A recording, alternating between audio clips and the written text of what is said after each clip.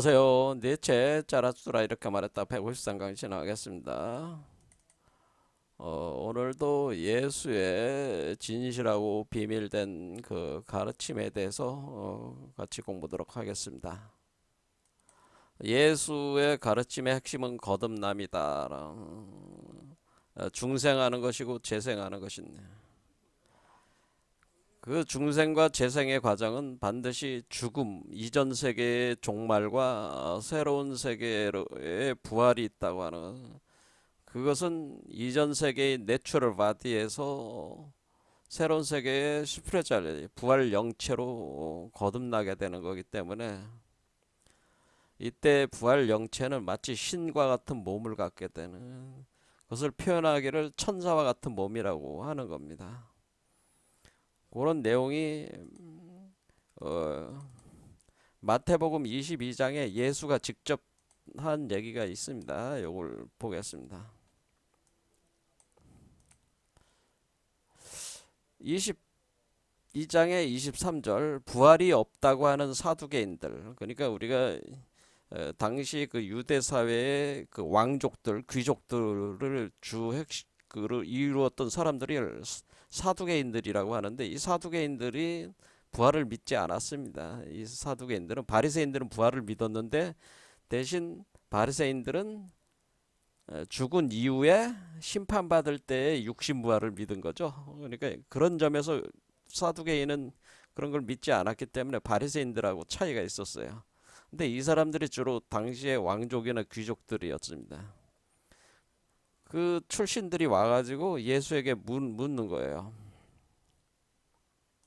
그래서 예수는 이제 부활 얘기를 하는 거니까 죽어서 부활을 한다고 하는 걸 얘기를 하는데, 그건 또 바리새인들하고 또 확연히 또 차이가 나는 개념의 부활을 얘기를 하니까 사두개인들이 와가지고 이제 따지는 거죠. 어떤 사람이 그 자식이 없어서 죽으면 그 동생이 그, 그 사람, 그러니까 그 동생은 뭐예요? 그 형의 부인을, 아내를 취해가지고 그 형의 그 상속자로, 만약 자식을 낳으면 상속자로 이렇게 세우게 한다는 거지. 그게 이제는 그 유대 그 율법이 그렇게 돼 있다고 하는 거죠. 그래서 칠형제가 있어가지고 마디가 장가들어서 죽어서 동생이 또 그 마지의 아내를, 이제 아내를 취하는 거죠. 그리고 또 둘째도 죽었어. 그럼 셋째가 앞에 두 형의 또 각 마누라들을 또 취해가지고 자기 마누라로 삼고. 근데 상속자가 없어요. 그래서 그 아내를 계속 동생에게 물려주고, 그 둘째와 셋째, 일곱 개째 이렇게 하면은 최후에 그 여자도 죽었다 이게. 그러면은 이게 그런즉 그들이 다 그를 취하였으니, 그러니까 그 여자를 모든 일곱 형제가 다 부인으로 취한 거 아니에요. 부활할 때는 일곱 중에 누구의 아내가 되겠냐 이렇게 물었다는 거죠. 그렇죠. 이거는 뭐야? 이거는 바리새인들에게 물을 만한 질문이겠죠. 바리새인들은 왜냐면 죽어서 그 심판받을 때 부활한다니까, 그거는 뭐 인간으로 죽었을 때 모습으로 부활한다고 그랬거든요. 그러니까 바리새인들도 그 부활이 잘못된 부활 개념이죠. 그것도. 근데 예수가 얘기하는 건 뭐 영적 부활을 얘기를 하는 거죠. 그러니까 완전히 틀려요. 지금 부활 개념도 바리새인과 예수가 얘기하는 부활 개념이. 그러니까 예수가 뭐라고 얘기하냐면은 예수께서 대답하여 이르시되 너희가 성경도 하나님의 능력도 알지 못하는 거로 오해하였도다. 그러니까 너희들이 잘못 알았다 그런 얘기야. 성경도 모르고 하나님의 능력도 알지 못하네. 부활할 때는 장가도 안 가고 시집도 아니 가고 하늘에 있는 천사들과 같다 그런 얘기. 그래서 뭐라?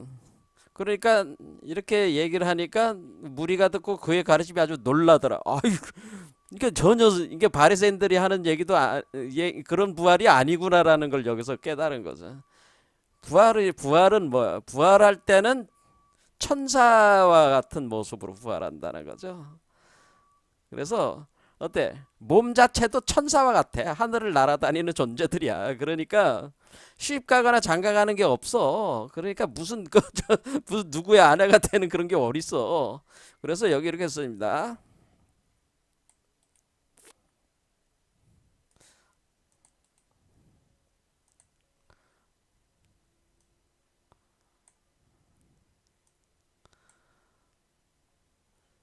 For in the resurrection이라죠. resurrection 부활 속에서 그들은 neither marry 이,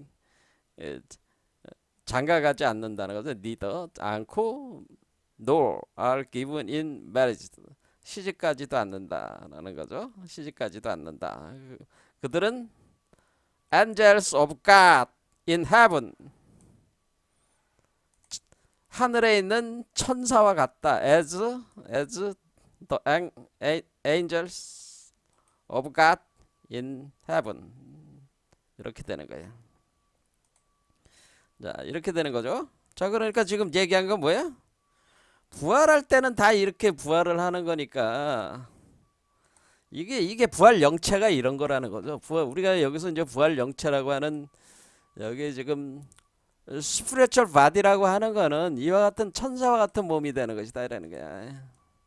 그런 일반적인 몸이 아니다라고는 그렇죠? 그러니까 스피리추얼 바디가 어떤 거야? 천사와 같아.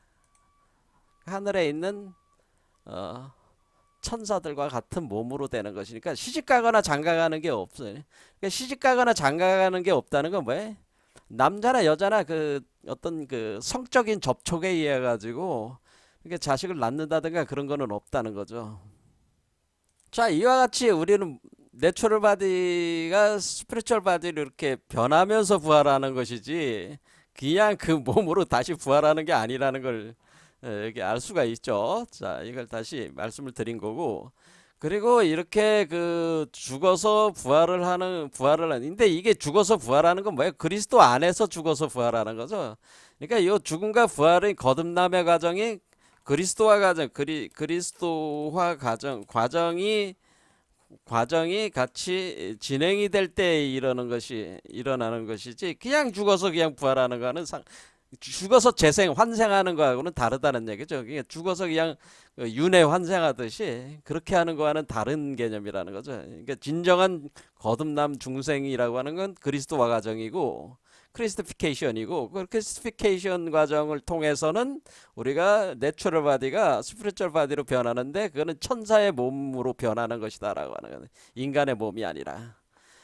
그래서 이거는 이제는 어떤 몸이 되냐면 이런 벽 같은 것도 통과하고요. 물 속에 있어도 뭐 한 달을 있어도 그냥 숨을 안 쉬고도 살고 밥을 안 먹어도 지냅니다.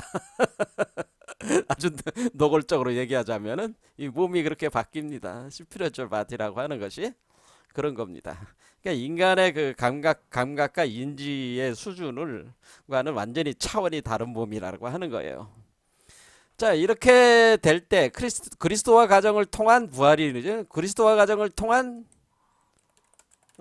거듭남이라고 하는 건 이 그리스도와 가정을 통한 거듭남을 통하는 것은 이런 과정이기도 하고 이렇게 될 때 우리는 뭐라 그래? 에덴 동산으로부터 원래 인간은 타락된 에덴 동산에서 추방이 돼서 나왔을 때 이 원래 내추럴 바디 가지고 나왔잖아요. 그렇죠. 에덴 동산이 추방을 당했을 때는 신락된 상태에서는 어떤 몸이었어요? 생로병사를 겪는 몸이었잖아요. 생로병사를 겪는 몸이 이게 내추럴 바디잖아요. 내추럴 바디로 돼가지고 이 세계로 들어온 거잖아요. 그것이 바로 첫째 아담으로부터 기원하는 진흙으로 만들어진 질그릇을 표현하죠. 질그릇이 되는 몸이고 그런데 우리가 그리스도와 가정을 거쳐서 이렇게 스피리추얼 바디로 변하는 존재들은 이것은 복락한 그러니까 에덴 복귀를 한 거죠. 에덴 회귀를 한 존재.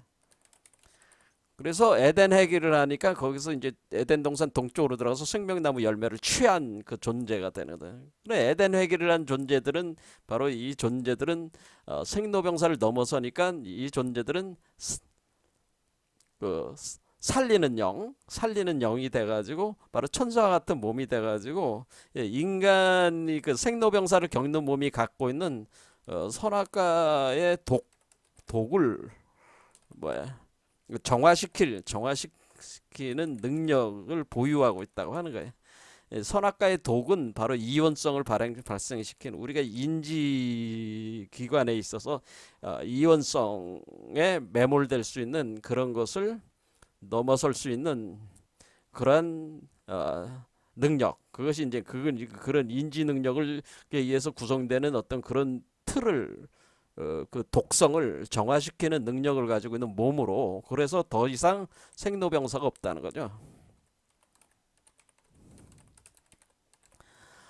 이런 몸으로 이제 바뀌는 거죠. 근데 이것이 에덴 동산에서 추방이다 해서 에덴 동산으로 다시 복귀를 해가지고 이제 둘째 아담이 되는 거라는 거죠. 그러니까 이 첫째 아담으로부터는 생로병사를 겪는 몸으로 우리가 나온 거고, 이제 우리가 이제 둘째 아담과 같은 존재가 돼서 둘째 아담의 시초가 되는 존재가 2000년 전에 온 예수였다고 하는 겁니다. 그런 걸 이제 여태까지 계속 한 거죠. 자, 그래서 오늘 이제는 보려는 거는 뭐냐면은 십자가에 대해서 얘기를 하려고 하는 겁니다. 십자가. 그러니까 그리스도와 가정, 이렇게 거듭나는 과정은, 그런데 우리가 예수가 뭐라고 하는 거예요? 이 거듭남이라고 하는 것은 십자가에서 실현되는 것이다. 그러니까 십자가에서 실현된다. 그러면 십자가 상에서 실현된다고 하는, 그러면 우리 십자가가 뭐냐라고 하는 우린 질문을 던질 수가 있는 거죠. 십자가가 뭡니까? 십자가 크로스죠. 크로스 뭐냐? 십자가가 도대체 뭐냐라는 건 이제 십자가의 비밀에 대해서, 이제는 십자가의 비밀에 대해서 이제 오늘부터 오늘 강좌하고 다음 강좌까지 아마 하게 될 가능성이 있는데, 이 보자는 거죠. 십자가의 비밀. 그래서 예수는 뭐라고 그랬냐면은 자기가 이제는 그 역사적 퍼포먼스를 한 거죠. 그러니까 이 십자가를 많은 사람들이 생각하기를 어떻게 생각하는 거예요? 십자가는 예수가 그 십자가는 그 로마의 그 처형 도구였잖아요. 그러니까 십자가 처형은 그래 크루시피케이션이라고 하는데, 십자가형은 우리가 십자가형은 그 로마의 처형 도구, 로마의 처형 도구다. 그래서 십자가에 달려서 죽는 존재는 이거 저주받은 존재다, 그렇게 알려져 있었단 말이에요. 예수가 십자가에 못 박힐 때. 근데 예수가 그 뭐라고 얘기하냐면, 결국 자기가 십자가에서 죽어서 부활한다고 하는 것을 제자들에게 얘기를 하고, 자기가 그러니까 그 얘기를 할 때 그 뭐였습니까? 얘기를 할 때 자기가 내가 지금 십자가에서 내가 죽어서 다시 부활할 것이다라는 걸 예고를 했다고요. 제가 말씀드렸잖아요. 그거 봤잖아요, 이미. 제가 다시 언급을 가져와서 얘기를 안 해도 되겠죠. 자, 그 역사적 퍼포먼스라고 제가 얘기했잖아요. 역사적 퍼포먼스는 뭐냐면은, 이렇게 자기가 직접 그 빌라도에게 재판을 받아가지고 처형 십자가 처형을 결정을 받고, 자기가 골고다 언덕에 그 십자가를 지고 올라가서 거기서 십자가에 매달려서 죽어서 무덤에서 들어갔다 다시 3일 만에 살아난다고 하는 이 내용, 이 스토리가 역사적으로 구현이 되게끔 퍼포먼스를 벌이는데, 그것이 예정되고 계획된 것이었다고 하는 거죠. 제 말씀은. 그러니까 미리 얘기할 수가 있었던 거 아니에요. 그렇죠. 제자들에 대해 미리 얘기한 거 아니에요. 내가 이렇게 가가지고 십자가에서 죽을 거야. 그리고 다시 3일 만에 부활할 거야. 그런데 그렇게 될 때까지는 아무한테도 얘기하지 마. 그런 식으로 얘기하잖아요. 그리고 실제로 그렇게 됐잖아요. 실제로 그렇게 되면서 십자가를 지고 가서 이제는 죽어서 다시 부활을 하는 거잖아요. 이렇게 가르친 거잖아요. 그러면서 예수가 그때 얘기를 하기를 뭐냐면은, 그러면서 내가 이렇게 하듯이 너희도 너희 십자가를 지고 나를 따라라, 이런 얘기를 했단 말이야. 그렇죠. 자, 그러면은 여러분들이 한번 생각해 보세요. 아, 그럼 너희도 내가 이렇게 십자가에서 내가 그 죽었듯이 죽어서 부활하듯이 내가 그렇게 하려고 하는데 그렇게 하듯이 너희들도 이렇게 해야 된다. 그렇게 해야 된다라고 할 때 그 자기 십자가 각자가 자기 각자가 십자가가 있다고 얘기를 합니다. 각자가 자기 십자가가 있다라고 하는 거예요. 그렇죠? 여기서 이상한 얘기잖아요. 여러분들이 이게 이상하게 생각해야지. 왜? 아, 십자가형은 그 로마의 처형도구인데 어떻게 각자가 내가 죄도 안 졌는데 내가 무슨 십자가를 짊어져요? 그러면 예수가 이런 얘기를 하면은 제자들이 질문을 했어야 될 거 아니야. 왜?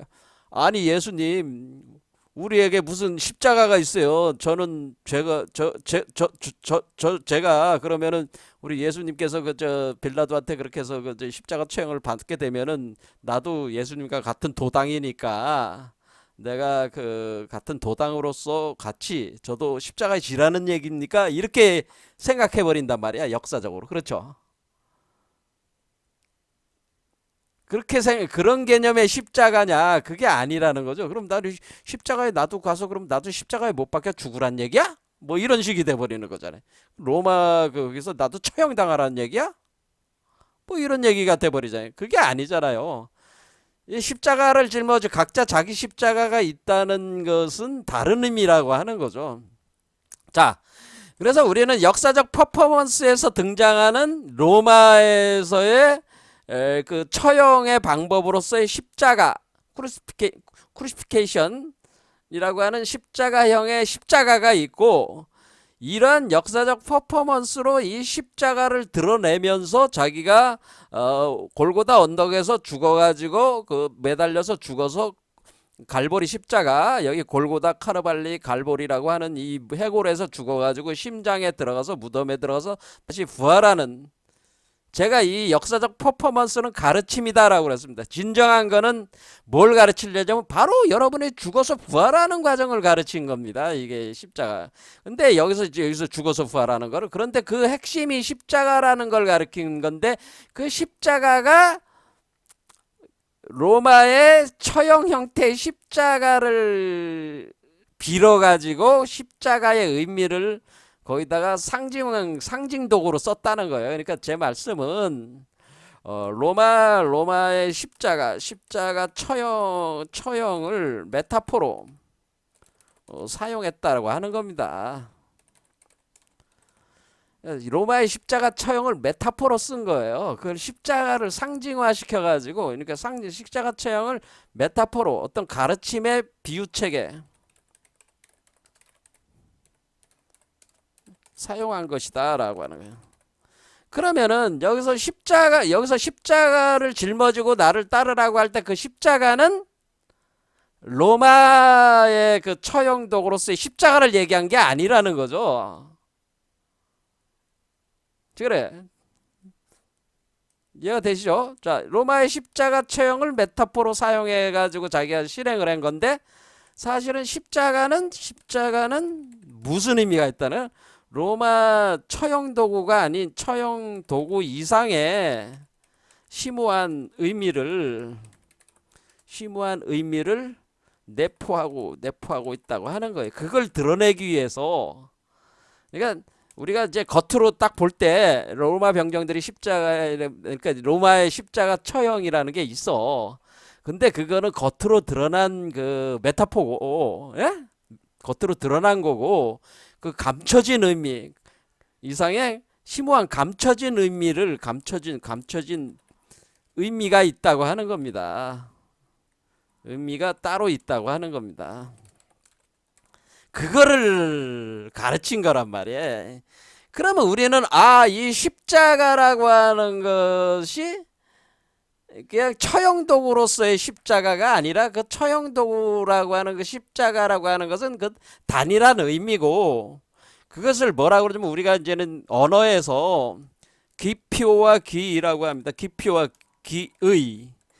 그러니까 내가 십자가를 딱 가지고 십자가를 가지고 십자가라는 기표, 현실적인 어떤 기표라고 하는 거는 어떤 내가 십자가 이 단어가 십자가야. 십자가. 그럼 십자가 그러면은 로마 그 처형독으로서의 십자가 딱 이렇게 의미 하나만 이렇게 돼 있는 게 아니고 십자가에는 다양한 기의 그 의미가 많다는 거야. 이 안에 숨어 있다는 거야. 그런데 기존의 기독교 저기 사유책에는 단순히 로마 처형독으로서의 십자가라는 그 기 하나에만 딱 그 십자가의 그 개념을 딱 매칭을 시켜 놨을 뿐이지 예수가 의도한 그 기의 감춰진 그것이 표현하는 그 의미 있잖아요. 의미들은 굉장히 복합적이고 심오한 것이 있는 것인데 그거를 단순히 로마 병정 십자가, 로마의 그 처형도로서의 십자가 이렇게 해버리면은 그 감춰진 기들이 다 뭐야? 감춰진 의미들이 다 뭐예요? 모르게 되는 거지. 아무도 모르게 되는 거지. 그러면은 뭐야? 그러면 이제는 여러분들이 이제 생각을 하기에 이제 어떻게 가르? 로마의 그 처형도 그 원래 십자가상에서 죽는다고 하는 것은 한마디로 죄인들이 죽는 거 아니야? 그러면은 죄 저렇게 해가지고 채찍을 받아가지고 그러니까 저 로마 새끼들이 저 나쁜 새끼들이야 저거 뭐 이런 식이 되는 거죠. 그러니까 저 한마디로 로마 놈들이 그 말이야 그 우리 아무 죄도 없는 우리 예수님을 가지고 그렇게 판결을 내려가지고 십자가에 매달려 가지고 죽겠잖아. 그런데 그거를 아주 그냥 무겁게 들고 올라가서 그 갈보리로 올라갔잖아. 거기에서 그 양손에다가 못을 박고 발에도 못을 박아가지고 발목에도 못을 쳐가지고 그 얼마나 끔찍해. 근데 그 우리를 위해서 그렇게 한 거 아니야? 근데 우리를 위해서 그런 것도 거기부터 또 기이가 또 깊어져. 그러니까 일단은 그런 역사적 현상에 대해서 여러분들이 역사적 그 퍼포먼스에 대해서 여러분들이 매달려 가지고 집착이 돼 가지고 그 십자가 자체가 가지고 있는 또 다른 깊은 의미들을 여러분들이 파악을 못하고 있다고 하는 거예요. 여태까지 그렇게 해왔다는 거예요. 그러니까 여러분들이 목사나 신부들이 가르칠 때 우리 로마의 이 십자가는 로마의 그 처형도구입니다. 그래서 원래는 그 어떻게 가르치? 우리 로마 원래 십자가 십자가 처형되는 자들은 저주받은 자들인데 그 저주받은 자들, 그러니까 예수가 스스로가 그 저주받은 존재가 돼서 스스로가 거기서 달려서 죽었습니다. 그걸 누구를 위하면 우리 인류를 죄를 대속하기 위해서 그렇게 죽었습니다. 그래서 부활한 겁니다. 뭐 이런 식으로 이제는 그 처형 도구라는 그 저주받은 물건이라고 하는 그러니까 십자가 처형이라고 하는 것을 저주받은 어떤 그런 그 죄인들이 그 사형시키는 도구라고 하는 그런 개념 그 하나의 의미에만 매달려 가지고는 이 십자가에 감춰진 의미를 심오한 기들을 파악을 하지 못했다. 그래서 그러면은 제가 이제 십자가의 비밀에 대해서 얘기를 하겠다는 것은 이 감춰진 감춰진 의미를 우리는 파악을 해야 된다는 거죠. 그러면 로마의 그 처형도구가 아니라는 겁니까? 그게 아니고 로마의 처형도구라는 이상의 의미들이 거기에 있는 거다. 예수가 왜 십자가형을 자기가 당했냐? 왜 그렇게 예정하고 계획하고 실행했냐? 실행하는가? 그런데 왜 예수는 왜 자기가 꼭 십자가에 죽어야 되고 거기서 죽고 다시 부활해야 되고 왜 십자가를 그렇게 매몰되는 거냐 그런 얘기예요. 그렇죠? 그러니까 그냥 나무떼기에다가 그냥 걸어놓고 죽을 수도 있고 그냥 어떤 망나니가 칼로 쳐가지고 목을 잘라버릴 수도 있고 도구로 먹여서 죽을 수도 있고 목 졸라서 죽일 수도 있고 거걸령이라고 해서 사실 끔찍하기로는 뭐가 제일 끔찍해? 이 처형의 방법은 끔찍한 거 중에 이제 제가 이제 알고 있는 거는 거열령이라는 게 있는데 그게 뭐냐면은 여러분 이제 대역죄인들 처형할 때 어떻게 해요? 그냥 사약을 먹거나 목을 쳐버리거나 그렇죠? 참수형이라고 하죠. 목을 치는 건 참수형. 그 사약을 먹는 게 있고, 그다음에 목 졸라 스스로 목을 졸라서 죽으라고 그 천을 내리는 방법도 있고.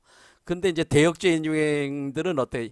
이게 이 팔다리에다가 그 줄을 걸어가지고 그 줄에다가 각 뭐예요? 말이나 소를 갖다가 연결을 해가지고 찢어 죽이는, 이제 거열령이라는 찢어 죽이는 방법이 있어요. 찢어 죽이는 거. 찢어 죽이는. 자, 이게 사지를 찢어 죽이는 방법이 있잖아요. 그렇죠. 끔찍하기로는 이게 제일 더 끔찍한 거지. 고통은 이게 제일 고통스럽겠지. 십자가형보다 이게 더 끔찍한 거지. 사지를 찢어 죽이는. 또 어떤 방법이 있는 줄 알아요? 더 끔찍한 방법? 예수는 사실은, 아니 그 냉정하게 따지면 예수는 뭐 십자가형 박행하는 거는 그 뭐 거기 그 일반 로마 그 거기서 죄를 졌을 경우 그냥 십자가형 당하니까 뭐 특별히 무슨 그게 무슨 그 특별한 형태의 그 처형 방법이 아니라는 거죠. 그게 십자가형이라는 게. 거기도 보면은 그 죄수들은 다 그렇게 십자가형 사형 판결이 내린 사람들은 다 십자가형을 당하는 거니까 그 뭐 특별한 게 아니자. 근데 뭐 그걸 가지고 뭐 그제 예수가 무슨 큰 고통을 당하느니 뭐 그런 그런 설레발을 떨 이유가 없다네. 우리가 설레발을 떨려면 사죄를 찢어 죽인다든가 또 뭐예요? 살을 떠내는 방법이 있어. 이게 이제는 청나라에서 시행된 건데, 그 사람들이 이제는 모아놓고요. 거기에다 저 사형당할 놈을 갖다 묶어놓고 그 아주 얇은 그 칼로 그 살점을 하나하나 떼내. 그러면 그게 이제는 며칠에 걸려서 떼내는 거야. 그러면 그 살에 피가 철철철철 내리는데 피가 안 나게, 처음에는 피가 안 나게 피부만 싹싹 긁어내는 거지. 베어내는 거지. 이렇게 그 살을 떠내는 그 형이 있어요. 제가 볼 때 이게 가장 무시무시한 방법. 왜냐면 살을 떼면서 뼈가 드러나면서 계속 보는 거지. 자기는 죽지는 않아 이게. 그럼 이게 제일 무시무시한 방법이야. 또 뭐가 있냐면은 사람 몸에다가 그 바늘을 넣어가지고 바늘을 혈관에 넣어가지고 혈관에다가 그 바늘 같은 게 돌아가게 만드는. 아, 더 끔찍한 방법들 많이 있어요. 팔다리를 자른 뒤에 돼지 우리에다가 던져놓은 것도 있고, 그 끔찍한 그 이제 여자들이 뭐 여황제가 이제 여태우 같은 경우가 이제 그 자기 경쟁자였던 그 저 뭐야 후궁을 그런 식으로 이제는 하는 거죠. 이제 팔다리 잘라가지고 그냥 그다 돼지우리에다가 던져놔. 그안 죽어. 예. 그래. 돼지하고 사는 거죠. 그래서 팔다리. 그러니까 이 끔찍한 방법들은 얼마나 많냐 이게 십자가형보다. 제 말씀은. 그러면은 우리가 뭐 예수가 무슨 십자가 못 박아서 뭐 이게 뭐 짊어지고 올라가고 피기를 철철철철 그러고 가시 멸류관 안에 쓰고 뭘 그것도 설레발 떨릴 일들이 아니다. 그게 뭐가 끔찍해. 그 정도는 뭐 이 사지를 찍어 주거나 살을 떠내는 방법에 비해서는 그거는 별로 그렇게 고통스러운 방법이 아니다. 그렇게 이제는 생각할 수가 있다는 겁니다. 생각을 굳이 하자면 그렇다는 얘기입니다. 제 말은. 그러니까 우리는 여기서 예수가 자기가 십자가형을 이렇게 스스로 당한 거는 이것은 자기가 예정하고 계획하고 실행한 것인데, 이 십자가라는 이 처형 방법에 의미를 뒀다는 거예요. 라는 처형 방법의 의미를 뒀다는 거예요. 그러니까 그냥 뭐 사지를 찢어 죽이는 방법이라든가 뭐 살을 떠내는 방법이라든가 뭐 사약을 먹는다, 목을 자르는 방법, 뭐 참수형이나 뭐 이런 처형 방법이 아니라 유독이 이 십자가라고 하는 그 의미, 여기에 십자가라는 아주 이것 자체가 가지고 있는 의미가 있기 때문에 십자가형을 선택한 것이라는 거예요. 그러니까 이 십자가형 자체도 예정되고 계획되고 실행이 되게끔 이렇게 움직였다는 거예요, 이게. 그러니까 우리는 이 십자가가 뭔지를 알아야 된다는.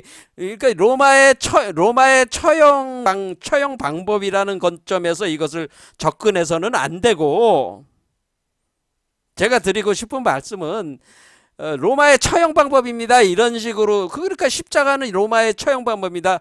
이렇게 접근하는 게 아니고요. 왜 그러면은 꼭 십자가형을 당해야만 했는가라는 왜 십자가를 선택했는가? 왜 십자가에 어떤 의미가 있기에 그렇게 했던 것인가? 십자가에는 우리가 모르는 더 심오한 의미가 있다고 하는 것이죠.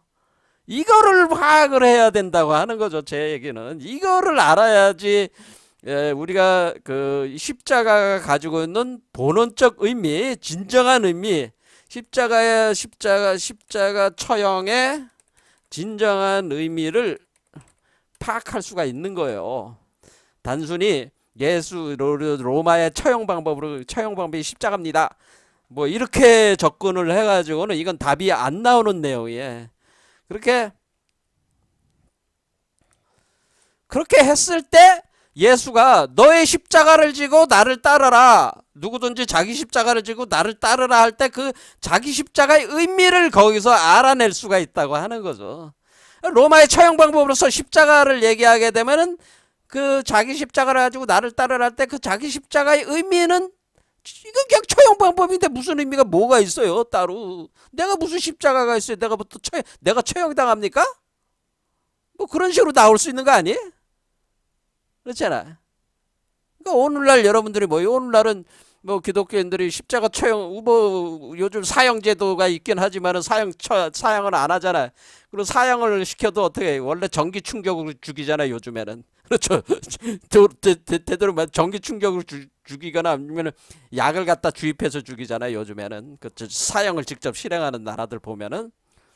그런데 지금 뭐 오늘날 시대에서 자기 십자가를 지고 나를 따라라? 뭐 십자가형도 없는데 뭘 따라? 뭐 헛소리야? 뭐 이런 얘기밖에 나올 수가 없는 거란 말이야.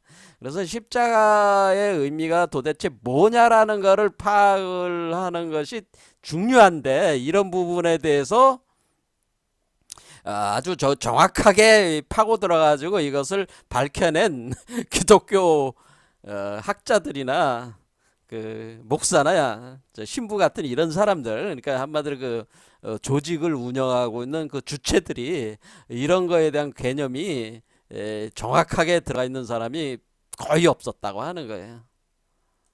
그러나 바울은 이거를 깊이 인지를 했습니다. 사실은 예수가 십자가 거듭남의 과정에서의 그러니까 십자가상에서의 죽음과 부활이라는 십자가 그러니까 그 우리가 바울이라고 하는 이 위대한 그 한마디로 얘기해서 우리가 이제 기독교에 있어서 일종의 성인이라고 볼 수가 있죠. 그러니까 직접적인 제자는 아니었지만은 그 바울은 다마스커스로 가는 길에 그 예수의 보혜사 성령을 만나가지고 자기가 각성을 하게 되는 거죠. 각성을 하게 돼가지고 근데 왜 보혜사 성령이 바울에게 나타났을까요? 왜 12제자가 아닌 바울에게 나타났냐? 바울은 굉장히 뛰어난 능력을 가지고 있었는데 그것은 이 사람이 원래 그 바리새 그 계통에 있는 사람으로서 그 부모로부터 이미 바리새 그 관련된 그 교육을 굉장히 많이 받아서 지적으로 굉장히 뛰어난 사람이었다고 하는 거예요. 학문이 깊고 지적으로 뛰어난 사람이었고 아주 젊은 사람이었고 그래서 이 사람을 통해서 원래 그 예수가 했던 다양한 그 퍼포먼스들을 그 감춰진 의미를 파악할 수 있는 사람이 사실 바울이었어요. 솔직한 얘기로 그 베드로라든가 뭐 야고보라든가 뭐 이런 사람들은 그 깊이 있는 의미를 잘 파악을 못한 거지. 근데 바울은 그것을 철학적 사유 체계로 이렇게 드러낼 수 있는 능력이 있는 사람이었다고 하는 거죠. 그래서 이 십자가형의 그 중요성에 대해서 바울은 아주 깊이 인식을 하게 된 겁니다. 그러니까 우리가 어떻게 돼? 이 바울도 마찬가지로 우리가 거듭남이라고 하는 이것이 핵심이다. 예수의 그 가르침의 핵심인데 이것은 죽음과 부활의 과정이 있는 것이다. 죽음과 부활. 그러면 이 죽음과 부활이라는 거듭남의 과정이 어디서 십자가 상에서 그 구현된다. 이거를 이제는 주장을 한 거죠. 십자가 상에서 구현되는 것이다. 그래서 이때부터 이제 십자가가 본격적인 그러니까 십자가형이 그냥 인간을 죄인을 처형시키는 사형의 도구가 아니라 엄청난 의미를 갖는 거죠. 죽음과 부활의 핵심이란 말이에요. 십자가. 그러니까 죽음과 부활의 그 핵심 상징체로서 수용이 되는 거는 뭐예요? 이것을 바울이라는 사람이 이것을 십자가를 그렇게 수용을 하는 거란 말이에요. 해가지고 이걸 본격적으로 주장을 하게 되는 거란 말이에요. 십자가에서 죽어서 부활을 한다라고 하는 십자가, 그러니까 각자가 십자가를 짊어져야 되고 그 십자가론이 사실은 이 바울의 핵심 사상이에요. 그래서 이렇게 죽어서 부활하는 과정에서 인류의 죄를 대속한다고 하는 거죠. 자, 인류의 죄를 대속한다는 건 사실 이것도 그리스도화가 되는 것 자체가 자신의 그리스도가 이 사람의 그 죄를 갚는 거니까 같은 개념이죠, 사실은. 그러니까 이것도 인류의 죄를 대속하고 뭐요? 어떤 이거 인류의 죄를 대속하는 과정에서 이 죽음이라고 하는 것은 그 사람이 속한 그 사람 자신이 죽는 거는 그 사람의 종말이잖아요. 그러니까 대속하고 이것은 종말 과정이라고 하는 거죠. 종말 과정. 종말과 새로운 시작의 과정이라고 하는, 그래서 이렇게 종말론, 구원론 이런 게 다 뭐냐면은 십자가상에서 이렇게 구현되는 걸로, 이게 핵심적인 키워드로 십자가를 이제는 파악을 한 거죠. 파악을 딱 해냈다고 하는 겁니다. 이것은 굉장히 놀라운 통찰력이에요. 왜냐하면 십자가형은 그냥 로마의 처형 도구인데 십자가가 핵심이라고 하는 것을 바울은 파악을 했단 말이야. 근데 바울이 어떻게 이걸 파악했을까요? 도대체 어떤 의미에서 이걸 파악을 했을까요? 자, 바울은 십자가가 그 거듭남의 그 핵심이고, 그리고 거기서 죄를 대속하고 인류가 종말을, 각 사람이 종말하고 새롭게 태어나는 그것의 핵심적인 그 상징체인데, 그 상징체의 그 십자가가 왜 십자가여야만 하는가? 그러니까 왜 십자가여야만 합니까? 라는 거에 대해서는 답을 하지는 않습니다. 그래서 그런 부분을 제가 답해 주려고 하는 겁니다, 사실은. 자, 그래서 왜 그럼 십자가의 유래는 어디서 시작된 것이냐라는 거예요. 십자가는 로마의 처형 방법인 것에서 이 개념이 오는 것이냐, 아니면 더 본질적인 의미가 있는 것이냐라는 거죠. 십자가라는 게. 이제 그걸 이제 파악을 하려고 하는 거예요. 자, 십자가는 로마의 처형 방법이기도 하지만은 더 본질적으로는 어디서부터 기원을 하는 것이냐, 십자가의 기원, 이거를 이제 말씀을 드리자면은, 이거에 대해서 아무도 지금 십자가의 기원 이거에 대해서 제대로 이렇게 설명을 해서 하는 목사나 신부가 없어. 그러니까 참 이게 답답한 얘기예요. 하지만 제가 할 수 있는 것도 그 기회가 되는 거니까 오히려 더 나을 수도 있죠. 제 입장에서는. 그러니까 십자가는 어디서 시작이 된 거냐면요, 십자가가 왜 나오는 것이냐, 이런 것이지. 자, 그런데 우리는 여기서 이걸 알아야 돼요. 일단은 십자가는 우리가 부르는 말이죠. 그냥 십자가는 여러분들이 십자가라고, 이 사람들은 십자가라고 부르질 않잖아요. 크로스라고 부르잖아요. 크로스. 크로스인데 왜 십자가라고 부르는 거야? 우리가는 왜 십자가로 부르는 거야? 우리는? 자, 이건 그 서양 사람들은 이렇게 못 박혀서 죽을 때 이거를 딱 이렇게 봤을 때 크로스라고 불렀죠. 크로스. 그러니까 이 크로스. 그렇죠. 크로스라고 하는 거잖아요. 또는 뭐라나, 우리 다 크리스마스 할 때, 엑스마스 할 때, 크로스들, X 이런 거하고 이제 비슷한 거야, 이게 개념이. 그런데 우리는 왜 이거를 십자가라고 부르는 거예요? 왜 십자가라고 부르는 겁니까? 우리는 왜? 이게 한자로 십자잖아. 우리가 십자가라고 자꾸 얘기하는 거는 그러니까 서양 놈들은 그 십자가라는 말을 안 쓰잖아. 크로스라는 말을 쓰잖아. 그런데 우리는 왜 십자가라는 말을 쓰냐 그 얘기입니다.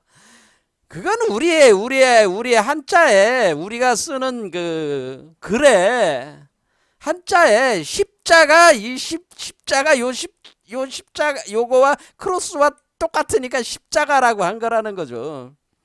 그리고 십자가라는 말 자체가 그거잖아요. 십자가 이렇게 되잖아요. 십자가잖아요. 이게 이렇게 한자로는 십자가 이렇게 쓰는 거네. 십자가. 아, 십이라는 글자처럼 생긴 가 이렇게 걸어놓는 그것이란 얘기예요, 이게. 자, 네이버 한자 사전에 보면 십자라는 건 말 그대로 십이고 가라는 말에서 가는 실험 가짜인데 긴 나무를 가로질러서 선반처럼 만든 거. 횃대, 닭 같은 것이 앉는 곳. 뭐 가설하다, 얼검에다, 뭐 이런 개념이라는 거죠. 아, 그럼 이 십자가. 그런데 나무로 돼 있는 하나의 그 선반. 그렇죠. 횃대. 그러니까 횃대 같은 개념이야. 횃대. 그러니까 닭 같은 게 그런 나무의 가지에 올라와 있는 그런 가지와 같은 그런 개념이란 말이에요. 횃대, 가. 아, 그러니까 이게 십자가라고 하는 것은 이런 개념으로. 그러니까 십자가라는 말은 뭐예요? 한자잖아, 한자. 십자가는 한자야. 그러니까 요 십자가 같으니까 십자가로 한 거야. 그런데 이게 이 십자가 다른 걸까요? 같은 걸까요? 의미가. 여기에 이제 또 깊은 의미가 있다는 겁니다. 예수가 괜히 십자가에 못 박힌 게 아니고요. 요 10이라는 거. 그러면 이거를 우리가 아라비아로 숫자는 10 이렇게 쓰잖아요. 10. 아, 그럼 이 10을 한 단계 더 가면 요렇게 10을 쓰잖아.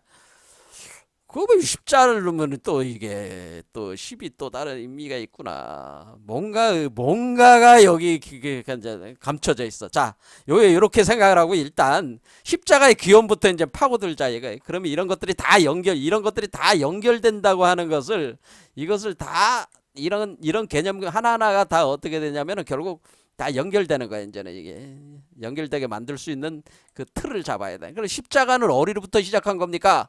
십자가는요 어디서부터 시작한 거냐면요, 잘 들으세요.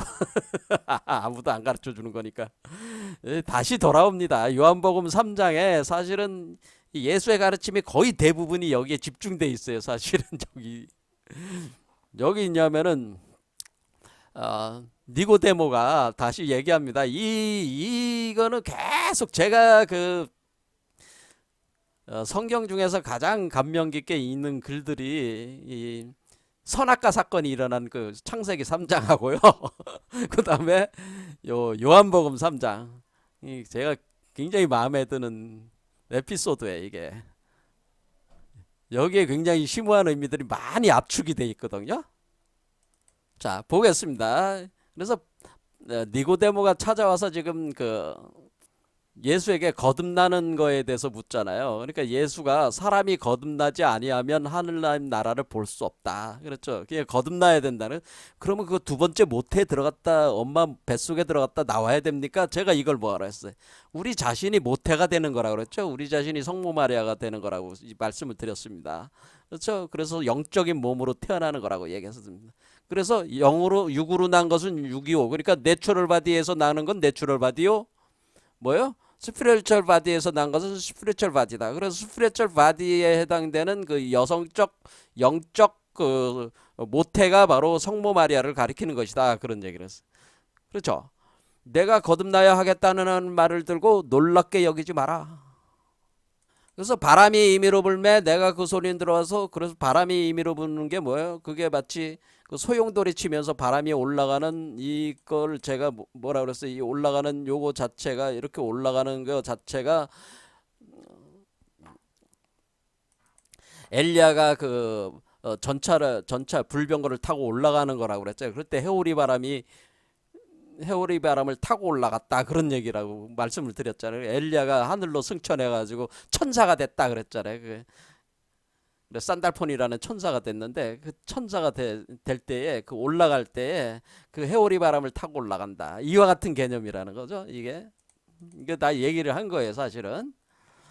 그래서 바람의 임의로 불매 이렇게 해오리 치면서 올라가는 소용돌이 치면서 올라가는 바람을 타고 올라가는 겁니다. 어디에서 와서 어디로 가는지 알지 못하나니 성령으로 난 사람도 그렇게 바람을 타고 이렇게 올라가는 식으로 해서 성령으로 태어나는 것이다. 스피리추얼 바디로 나는 것이다. 그렇죠? 성령체로 나는 것이다. 부활 영체로 나는 것이다. 그러니까 니고데모가 깜짝 놀라서 어떻게 그런 일이 있을 수 있나이까? 이렇게 또 물어내는.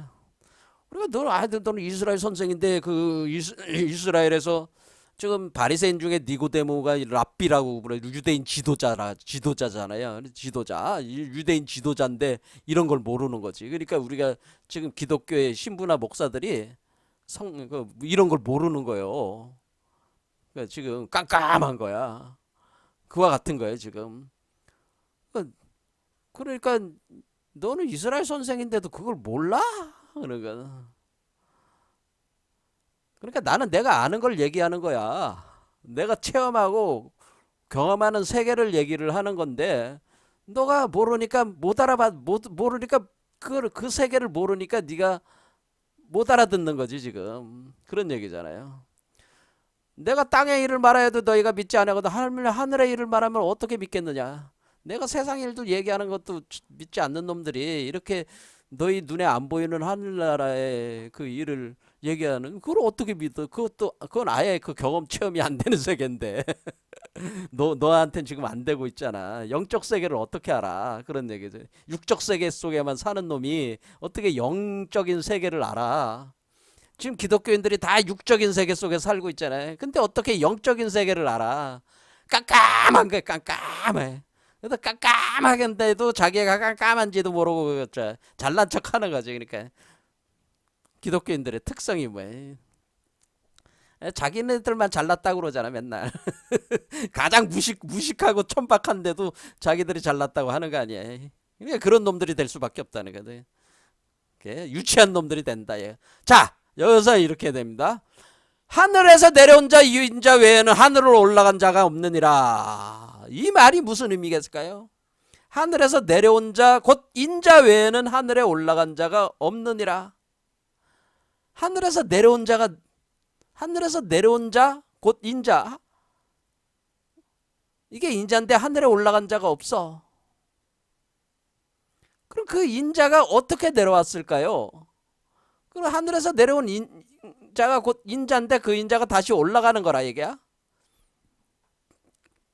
자, 하늘에서 내려온 자는 뭐예요? 하늘에서 씨를 뿌린 자지. 하늘에서 씨를 뿌려가지고 하늘에서 어떻게 돼? 그리스도의 인자의 씨를 뿌렸잖아.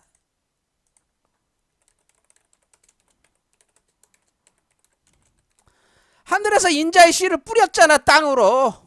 그렇죠? 그래서 하늘에서 내려온 거 아니야. 이 밑에는 땅이고 위에는 하늘이니까. 그러니까 하늘에서 내려온 자가 되는 거 아니야. 그럼 이게 씨가 되는 거라 그랬죠. 이게 씨가 돼가서 씨가 박혔잖아, 몸 안에다가, 몸 아래에. 그럼 내려왔으니까 이게 올라가는 거지. 이게 변화되면서 올라가는 거죠. 그러니까 요거지. 요게 인자의 씨앗을 뿌렸어. 요 뿌린 게 올라가는 것이다, 그런 얘기죠. 그래, 인자의 씨는 이미 사전에 뿌려진 거라는 거죠. 뿌려졌어. 몸 안에 너의 모든 인간 몸속에는 인자의 씨앗이 있어. 사람의 아들의 씨앗이 있어. 그 씨앗을 통해서 하늘에서 뿌려진 그 씨앗, 하늘에서 내려온 거잖아. 하늘에서 뿌렸으니까. 그러니까 그게 너의 몸에서 토양에서 자라가지고 열매를 맺어. 그게 하늘로 올라가는 거란 말이야, 다시. 그럼 열매를 맺으면 거기 또 씨앗이 생기잖아. 그럼 그 씨앗이, 내려온 그 씨앗이 올라가는 씨앗이 되는 거잖아. 이렇게 올라가는 거야, 이렇게. 그런데 그런 얘기를 설명을 안 해주고 그냥 뭐라 그런 게? 하늘에서 내려온 자 곧 인자 외에는 하늘로 올라간 자가 없느니라. 이렇게 얘기하니까 이거 뭐 알아들을 수가 없지, 니고데모도. 이게 도대체 무슨 얘기야? 지금 여기서 지금 예수가 하는 얘기는 니고데모가 전혀 알아들을 수가 없어요. 그냥 예수가 얘기를 할 뿐이지. 그러니까 지금 예수는 뭐야? 많은 얘기들을 하지만 이런 식으로 얘기를 하고 있기 때문에 사람들이 못 알아듣는 거야. 예수의 가르침들이 뭐야? 대부분 다 해석이 안 돼 있다는 거야. 이런 식으로 돼 있어가지고. 지금 성경에서 예수가 직접적으로 말한 것들 중에 제대로 해석되는 건 거의 없다고 하는 거예요. 여러분은 이 요한복음 3장을 딱 읽으면서 저처럼 해석할 수 있어요? 없잖아. 그런 얘기는 뭐야? 못 알아듣는 거야. 일반 사람들 못 알아들어. 이거 예수가 맨날 예수가 떠들어대는 말을 어떻게 알아들어? 해석이 안 돼. 그러니까 예수의 가르침은 다 지금 감춰져 있다는 거예요. 왜 못 알아듣는다는 거예요. 왜냐하면 이거는 최상의 가르침이기 때문에 상급적인 인간들이 아니면 이거 알아들을 수가 없어. 그 세계를 아는 사람들이 아니면은. 저도 겨우겨우 더듬어 가지고 이제 추측하는 거예요. 추측하는 걸 알려주는 거예요. 자, 그 다음 문장. 자, 여기에 이제 그거예요. 모세가 광야에서 뱀을 든 것 같이 인자도 들려야 하리니 이는 그를 믿는 자마다 영생을 얻게 하려 하심이니라. 여기 이 구절이 바로 십자가와 관련된 구절이라고 하는 거예요. 십자가의 원류가 여기 있는 거야. 자, 모세가 광야에서 뱀을 든 것 같이 인자도 들려야 한다라고 하는 거예요. 자, 인자의 씨앗이 뿌려졌다는 거지. 인자는 지금 아래쪽에 있잖아요. 근데 이 씨앗을 열매로 맺으려면은 이 나무를 타고 올라와야 된다는 거죠. 자, 그럴 때 여기 그대로 잘 모세 left it up the serpent 뱀을 들어 올려라 in the wilderness. 그러니까 광야에서 뱀을 들어 올린 것과 같이, 그렇죠? as가 있으니까 even so must the son of man 인자라는 뜻이, 인자도 그와 같이 lifted up 들어 올려져야 된다는 거죠. 이 구절이 이 십자가에 대한 구절이다. 이게 우리의 여기 십자가가 나와요? 자, 그러면 이제 해석을 이제 해야지 이거를. 자, 그러면은 모세가 광야에서 뱀을 든 사건을, 이거는 모세가 이제는 모세가 이집트를 떠나가지고 이제는 다 모세가 이스라엘 백성들을 이끌고 이집트를 떠나서 바로 가나안을 누르니까 가나안 땅이 보이는 느보산까지 40년에 걸쳐서 왔다. 이게 데리고 왔어. 이게 원래 이게 개념이지. 느보산에 왔어. 가나안 땅이 보이는 느보산인데, 그 느보산 앞에 요단강이 흐르고 있다는 거예요. 그러니까 여러분들이 이제는 산까지 왔는데, 그렇죠? 광야를 지나서 왔잖아. 지금 이집트를 떠나서 그 사막의 길을 거쳐 와가지고 느보산에 와서 딱 아래를 보니까 요단강이 흐르고 있고, 그 건너편이 바로 가나안 땅이야. 이제 들어가기만 하면 된단 말이야. 느보산 앞에 여기까지 왔는데, 여기 와가지고는 이제는 또 이제 이스라엘 백성들의 여러 가지 불평불만들이 또 이제 폭출돼서 나오기 시작하는 거예요. 여기서 바로 들어가지 않고 여기서 이제 체제 정비를 하고 있는데, 이제는 이스라엘 백성들이 이때는 뭐냐면은 거의 다 죽었어요. 그러니까 1세대는 한마디로 40년에 걸쳐서 왔으니까 우리가 1세대를 30년으로 보는 거야. 그러니까 이 같이 원래 이집트에서 떠난 사람들은 거의 다 죽었어. 모세하고 여호수아하고 또 한두 사람이 남아 있었던 걸로 제가 알고 있는데, 그 다 모르겠습니다. 그 부분은. 자, 어쨌든 그 떠난 사람은 지금 모세하고 누구야? 그 여호수아 자기 제자인 여호수아 둘이 있는 거야. 그리고 여호수아와 같이 움직이던 한 두 사람인가 한 사람인가 뭐 이렇게 같이 있는 거죠. 이렇게 있을 때 이제 여호수아가 이제는 이걸 자기가 저기가 이제는 이끄는 대장이 되는 거죠, 이제는. 근데 여기 와서 이제는 또 이제 사단이 터진 거지. 근데 이때 이제는 갑자기 그 저 뭐냐면은 이게 항상 불평불만이 많아지니까 여호와 하나님께서 뭐를 보냐면은 불뱀들을 보냅니다. 불뱀들을 뱀들을 보내가지고 여기 이 코브라 같은 뱀들, 여기 코브라로 이렇게 묘사가 됐는데 이 뱀들이 독뱀들을 보내는 거죠. 이 독뱀들이 세라핌이라고 하는 뱀입니다. 세라핌. 이 세라핌이라는 독뱀들을 보내가지고 사람들이 이제는 막 물려가지고 죽어. 세라핌이라는 네아심 세라핌이라고 합니다. 네아심 세라핌. 네아심 세라핌이라는 그 뱀들, 그 독뱀들이 있는데, 독뱀. 근데 이때 네아심 세라핌, 이 세라핌이라는 게 이제 뱀으로 표현되는 천사 개념인데요. 이건 나중에 이제 보기로 하고, 일단 네아심 세라핌이라고 표현되는 그 독뱀들이 출몰을 하면서 사람들을 물어서 독을 주입해서 죽인다는 거죠. 막 죽이니까 사람들이 막 그냥 물어서 막 죽게 되는 거 아니야. 그렇죠? 여기서 모세가 지금 시간이 없으니까 이제는 그럼 모세가 이거 어떻게 해결을 해야 되나 이제는 이게 이제 문제 아니에요. 그러니까 하나님한테 이제 기도를 해가지고 이제 답을 알았어. 어떻게 했냐면은 이 청동구리뱀을 만들어 가지고 뭘 주조를 하는 거지. 주조를 해서 그러니까 왜 녹여 가지고 이렇게 청구리 뱀처럼 만들어 가지고 그거를 나무에 걸어서 보게 한다는 거예요. 보게 하면은 보게 하라. 그러니까 보게 한다. 그러니까 보니까 그렇게 해가지고 하니까 다 낫더라. 이런 거 낫더라. 이와 같은 거예요. 그렇게 하니까 다 낫더라. 그런 얘기야.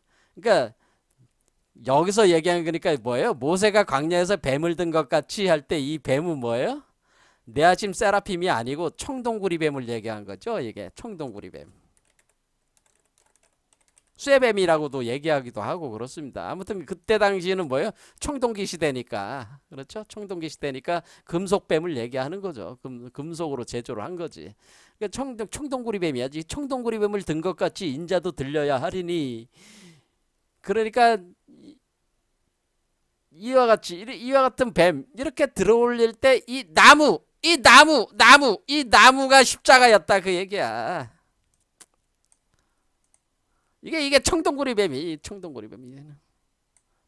이렇게 이 뱀을 걸어놨다 이게 이렇게. 예? 이게 어디? 이렇게 십자가 있잖아요. 십자가. 그렇죠? 이렇게 걸어졌잖아요. 이렇게 걸었어. 이게 이제 그런 거야. 이게 요거죠. 이렇게 이 뱀을 갖다 이렇게 십자가에다 이렇게 딱 걸었어. 자, 걸었죠? 이렇게 십자가. 대개 다 그림이 이렇게 그려져 있어. 이렇게 십자가 그려져 있어. 이해가 되시죠? 그래서 이거를 예수가 십자가에 못 박히는 게 모세가 이렇게 십자가 여기다가 뱀을 이렇게 걸어놓은 것과 같은 요거로 같은 개념이라는 거지 이게. 요게 예수가 십자가에 못 박힌 게 요 개념이다 이렇게 얘기를 하는 거예요. 자, 그러니까 우리가 십자가가 어디서 시작이 된 거예요? 십자가는 그 처형독으로서 십자가가 아니고 원래는 이 십자가는 어디서 시작한 거냐면은 지금 봤잖아요. 느보산에서 청동구리뱀을 걸어 놓을 때 그때 십자가에 걸어 놓고 그 십자가에 걸을듯이 그 인자도 들어서 걸어가지고 들어 올린다는 뜻이잖아요. 거기서 못 박아가지고 거기서 들어 올리는 개념으로 이렇게 이렇게 했듯이 인자도 들려야 한다고 예수가 얘기를 했잖아요. 그러니까 예수가 모세가 광야에 십자가에 들린 것 같이 인자도 들려야 한다고 이 말 속에는 뭐예요? 십자가에 달려서 올라가야 된다고 하는 것을 얘기를 한 거라는 거죠. 그 십자가가 로마의 그 처형도로 그 십자가로서 이렇게 그 의미가 숨어져 들어가면서 감춰져 가지고 오늘날 우리한테 알려지고 있다고 하는 겁니다. 자, 십자가가 어디서 시작이 된 거라고요? 모세의 광야에서 뱀을 들어올린 그 그 나무 십자가에서 십자가는 시작을 한 거란 말이야. 그 십자가에 대해서 얘기를 한 거란 말이야. 근데 왜 십자가에다 걸었을까? 왜 이거를 꼭 이렇게 십자를 만들어서 걸 필요가 없는데 왜 십자에다 만들어서 걸었을까? 이런 것들을 이제 또 계속 이제 다음 시간에 강의를 하겠습니다. 오늘 여기까지 하겠습니다. 감사합니다.